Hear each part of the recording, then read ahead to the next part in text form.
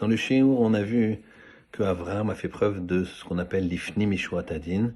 Il a été au-delà de la muraille de la justice, et bien qu'il ne devait pas de l'argent aux aubergistes quand il est descendu de Canaan en Égypte, et bien quand il est remonté, il leur a encore donné un salaire. De la même façon, l'histoire suivante est extraordinaire.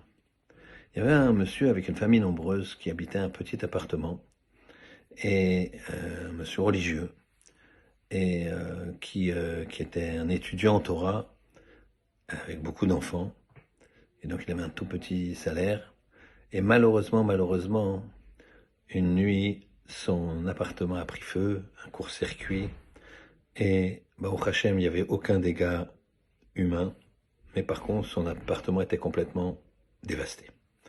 L'assurance est venue et leur a dit, écoutez, nous, dans l'assurance, on prend en charge les travaux pour refaire cet appartement, mais on ne prend pas en charge votre hébergement, c'est pas dans votre contrat. Alors cet homme-là, qui avait très peu de moyens et qui avait une grande famille, était très embêté. Il y avait un petit hôtel au bout de la rue qui a appris les aventures de ce rave, et il a condamné 4 chambres pour les donner, le temps que l'assurance fasse les travaux, à ce rave et ses enfants.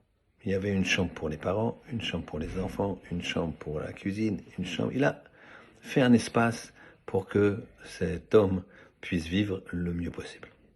Très bien. Il lui a dit, c'est un cadeau. Très bien, il n'avait pas le choix. Il l'a remercié énormément quand la maison a été rénovée par l'assurance. Alors, le Rav, il est sorti de l'hôtel, il a remercié énormément, il lui a dit, je ne sais pas comment faire, j'ai pas d'argent pour vous payer, mais je suis vraiment très reconnaissant.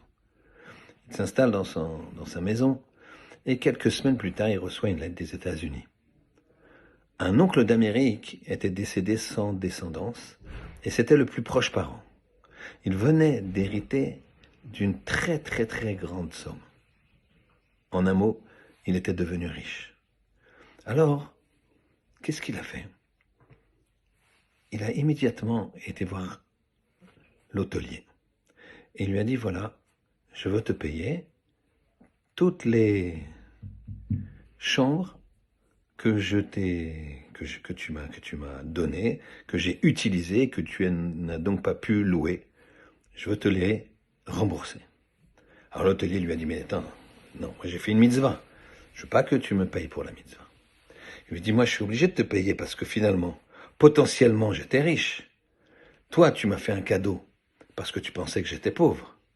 Moi, j'ai accepté parce que j'avais pas le choix, je pensais que j'étais pauvre.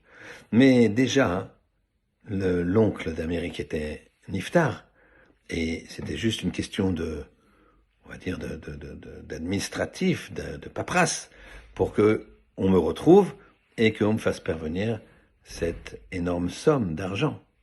Donc, je veux te payer. Et l'un comme l'autre ne voulait pas. L'aubergiste voulait pas qu'il lui rembourse les chambres, il voulait lui donner de bon cœur.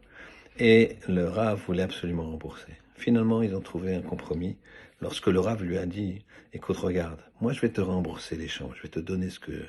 Ça n'empêche pas que tu as fait une très grande mitzvah. Elle te sera comptée pareil. C'est l'ifni mishuat adin. C'est vrai que je te dois pas l'argent, alpidine. Mais moi je vais aller l'ifni mishuat adin. Alors fais encore une mitzvah. Laisse-moi faire le l'ifni mishuat adin. Voilà que il l'a laissé faire l'ifni mishuat adin au-delà de la justice stricte. Et tout le monde est gagnant. Et c'était une grande ardoute entre eux. Et c'est le shalom qui arrive, c'est la paix qui arrive. Qu'Hachem y fasse qu'on ait toujours un œil bienveillant, qu'on fasse toujours l'ifni mishuat adin, afin que la paix, l'harmonie règne parmi nous. Shabbat shalom.